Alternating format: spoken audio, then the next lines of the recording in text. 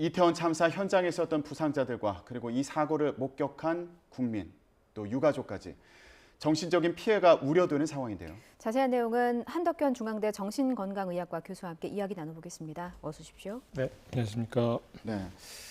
자, 교수님, 지금 이태원 참사 발생하고 이제 며칠이 지났는데 많은 국민이 안타까워하고 아파하는 그런 그렇습니다. 상황입니다. 예, 많은 사람들에게 심리적으로 영향을 많이 미치고 있는 것 같아요. 네, 맞습니다. 특히 이제 젊은 층 그리고 일반적인 상황 그리고 우리가 예측하지 못했던 상황에서 이런 일들이 벌어져서 더 많이 공감하고 자기 일처럼 생각하고 그렇게 하시는 것 같습니다.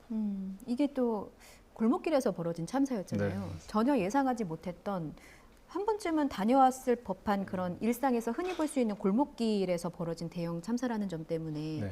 다가오는 충격도 좀 더 클 것 같기도 하고요. 어떻습니까? 이런 어떤 트라우마가 예측됐던 그리고 우리가 한 번쯤은 위험하다고 생각하는 뭐 비행기든 뭐 달이든 아니면 자연재해든 이런 것들에 의해서 우리가 이런 트라우마를 입었으면 내가 위험한 좀 것들을 경험해서 그다음에 자연재해가 있어서 이런 것들에 좀 대상이라도 탓을 할 수 있는 대상이라도 이제 있었을 텐데 그런 것도 없이 그냥 막연하게 이런 사고가 발생을 하고 트라우마를 받았기 때문에 예. 당사자나 혹은 그것을 보고 있는 사람들이 느끼는 불안감이나 우울감은 좀 더 심할 걸로 예상이 듭니다. 그러니까 내가 특별히 뭐 위험한 행동을 하다가 이렇게 사고를 당한 게 아니라 그냥 어느 날 길을 걷다가 예, 어쩌다 보니 사고에 휩쓸린 그런 상황인 거잖아요.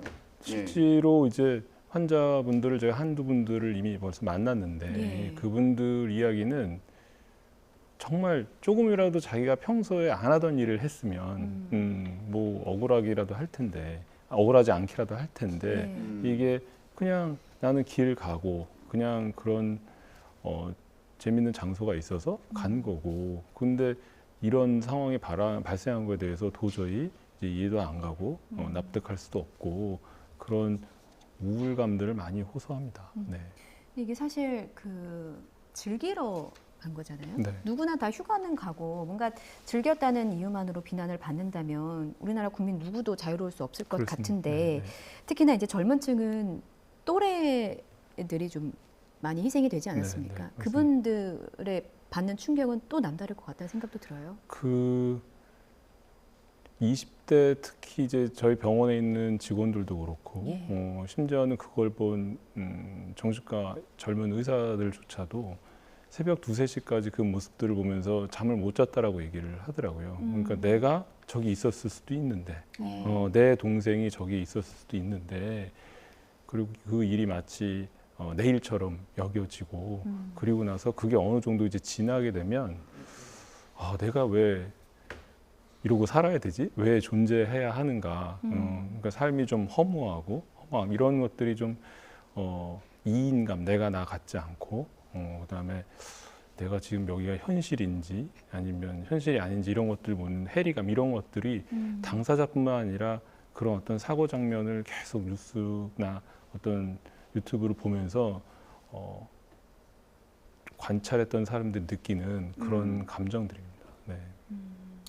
그런 경우도 있지 않습니까? 친구랑 같이 갔다가 골목에서 친구를 구하려고 했는데 못 구했다거나 자기만 이제 다치지 않았다거나 예, 이런 경우에도 충격이 상당할 것 같아요. 뭐 죄책감을 느끼는 경우도 있을 것 같고요. 예, 어떻습니까? 그런 경우들이 이제 스스로 자기를 희생양을 만들어 버리는 거거든요. 내 탓이다, 그런 사고나 어떤 문제가 있을 때 그런 사고나 문제가 자기 머릿속 안에서 합리적으로 풀어져 나가려면 그 잘못된 문제를 일으킨 누군가는 있고 어떤 원인간에 있는데 그게 지금 눈앞에 보이지 않으니까 결국은 그런 비합리적이고 잘못된 문제를 일으킨 건 나다. 그러니까 내가 나쁜 사람이다라고 해서 스스로를 원망하고 스스로를 자꾸 죄인을 만드는 그런 과정들이 시작이 됩니다. 예.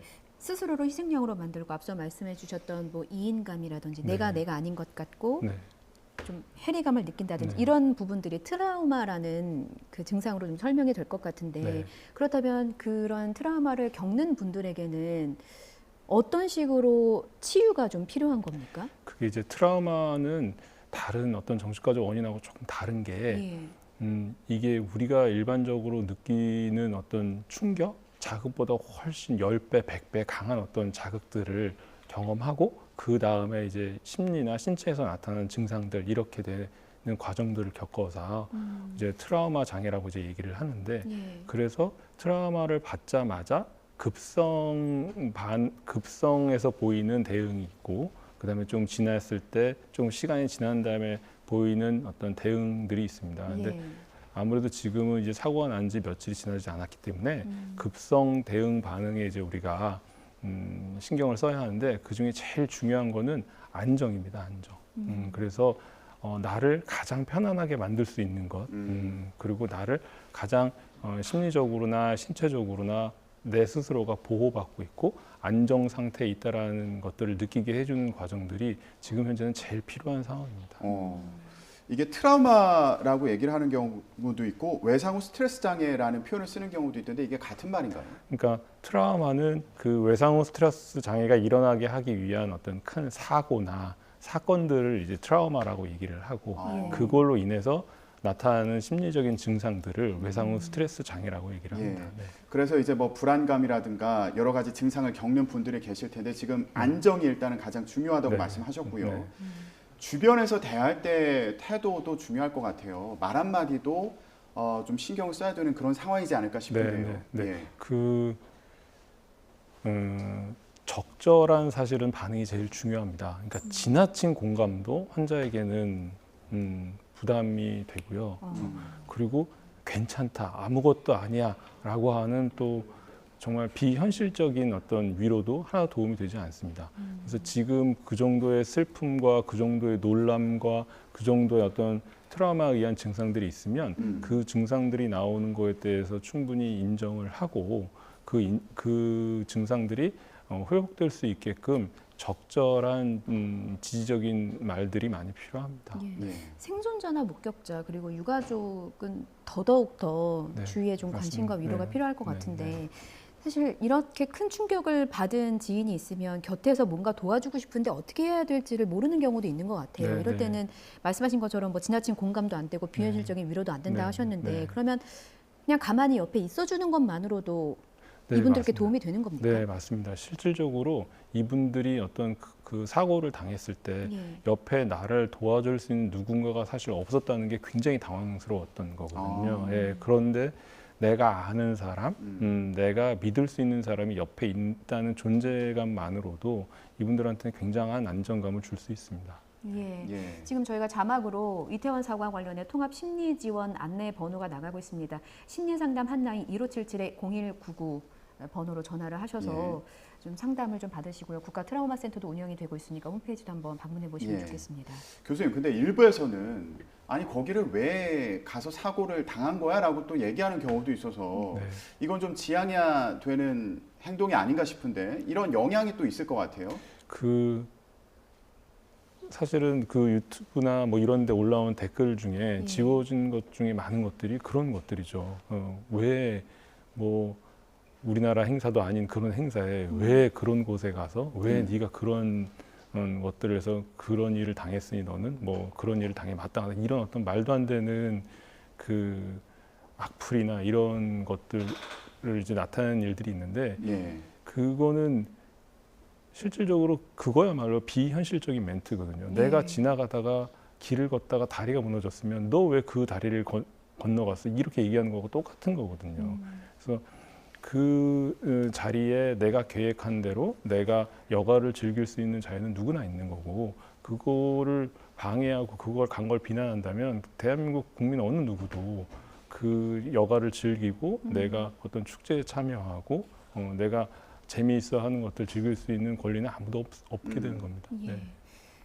사고 당시에 많은 인파가 몰렸던 장면을 보면서 이제 일반 시민들 가운데서는 출퇴근길에 지하철이 붐비는 상황을 떠올리시는 분들, 계단을 오르거나 에스컬레이터를 오를 때 혹시라도 넘어지지 않을까 뭐 이런 상황을 가정하면서 밖으로 나가기를 좀 두려워하시는 분들도 있으시더라고요. 이게 또 심리적 셧다운 이런 말도 나온던데 이것도 외상 후 스트레스 장애로 볼 수 있는 겁니까? 그 그 질환, 장애로 보려면 어떤 증상의 강도도 중요하지만 기간도 상당히 중요합니다. 예. 그래서 이런 사고가 일어나고 이 사고로 장면을 뭐 TV에서든 아니면 현장에서든 목격한 분들이 그런 지금 말씀하신 증상들이 나타나는데 이게 뭐 3, 4일, 일주일 정도는 나타날 수 있겠죠. 근데 이거를 저희가 외상후 스트레스 장애로 진단을 하려면 1개월 이상이 됐을 때 외상후 스트레스 장애로 보기 때문에 1개월 이내에 이런 증상이 나타난다면 이게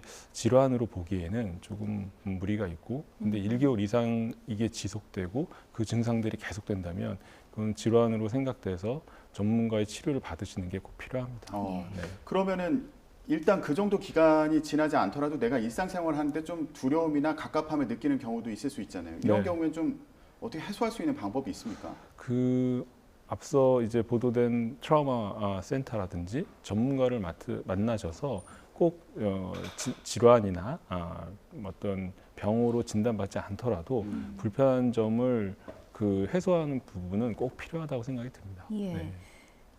전문가들이요, 국민적 트라우마가 우려된다면서 이제 현장 영상을 보는 것을 좀 자제해 주시고 뉴스를 통해서도 너무 자주 접하지 않게 좀 자제를 당부했거든요.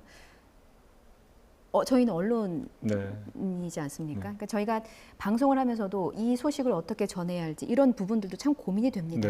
저희 언론의 역할, 방송을 보는 시민들의 자세 이런 부분들에 대해서 좀 지적을 해주실 수 있을까요? 물론 언론은 사실을 보도하고 있는 그대로에 대한 것들을 국민들이 알게 해야 하는 그런 사명감이나 일은 분명히 해야 합니다. 근데 이게 같은 장면이 계속 이제 노출이 되다 보면 사람이 그 보여지는 사실을 보려고 하지 않고요. 같은 장면이 계속되면 머리 안에서 상상을 하게 됩니다. 그러니까 그 상상을 하게 되면 자꾸 그 나타나는 사실을 왜곡하는 일들이 많아지고 이런 어떤 트라우마나 부정적인 일은 자꾸 부정적인 왜곡을 하기 때문에 그래서 이게 반복적인 어떤 나쁜 장면에 대한 노출을 피해달라고 말씀드리는 거거든요. 그래서 이게 뭐 내보내지 마세요. 뭐 이거를 최소한을 해서 이런 내용보다는 그 사람들이 자꾸 봤을 때 스스로의 어떤 부정적인 왜곡이 일어날 수 있을 정도의 그런 감정적인 보도라든지 지나치게 많은 반복적인 어떤 자극적인 장면에 대한 보도를 자제해달라고 아마 얘기를 한 겁니다. 네. 예. 그러니까 연관해서요. 이번 그 참사를 두고 세월호 참사 당시에 얘기를 하는 경우도 많아서요. 그때를 좀 돌아보면 아쉬운 점도 있고 그리고 그때 상황을 바탕으로 이번에 어떻게 대처를 해야 될지 이 고민도 좀 하셨을 것 같아요. 어떻게 보면 세월호 이전에도 국가적인 재난 사태는 저희가 경험을 했는데도 불구하고 세월호 때는 그럼에도 불구하고 눈앞에서 아이들이 죽어가는데 저희가 할 수 있는 일들이 아무것도 이제 없었단 말이죠. 그래서 이번에는 사실은 눈앞에서 우리 젊은이들이 죽어가는데 뭔가 해줄 수 있는 게 있다라고 생각이 들었는데 이번에도 역시 없었다라는 게 국민들이 생각할 때 좀 많이 실망하지 않았나 좀 그런 생각이 듭니다. 그래서 세월호하고 이 부분은 뭐 배고 여기는 일반 도로고 그래서 다르다 하지만 사실은 그런 심리적인 입장에서 봤을 때는 크게 다르지는 않은 것 같습니다. 그래서 또 한 번 저희가 속는 심정으로라도 이번에도 비슷한 어떤 눈앞에서 젊은이들이 죽어가는 과정이 있을 때 그것들을 빨리 대처할 수 있는 방법들이 꼭 마련이 되고 미리 그것들을 예측할 수 있는 시스템들이 우리들한테 좀 빨리 주어졌으면 좋겠습니다. 정부에서도 지금 대책 마련에 나섰는데 실효성 있는 대책이 나오기를 바라고요. 그리고 이런 얘기도 있더라고요. 외상후 스트레스 장애도 유통기한이 있다. 이게 어떤 의미인가요? 그게 아까 말씀드린 외상후 스트레스 장애 어떤 진단 내리려고 하면 1개월 이상의 어떤 그 지속적인 고통스러운 증상들이 유지가 되고 그리고 이제 그 기간 내에 또 일정 시간 내에 치료를 받지 않으면 그 후유증으로 우울증이라든지 공황장애라든지 이런 것들이 추가적으로 공존질환이 더 늘어나는 상황들이 되기 때문에 외상후 스트레스 장애에 대한 발생부터 시작해서 치료까지 이것들을 잘 관리해야 된다라는 그런 이야기입니다. 그랬군요.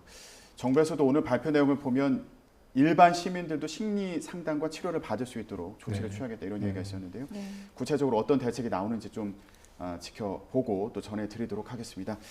네, 지금까지 한덕현 중앙대 정신건강의학과 교수와 함께 이번 참사 관련해서 트라우마 관련된 얘기를 좀 해봤습니다. 많은 도움이 되셨기를 바라겠습니다. 교수님 고맙습니다. 네, 감사합니다.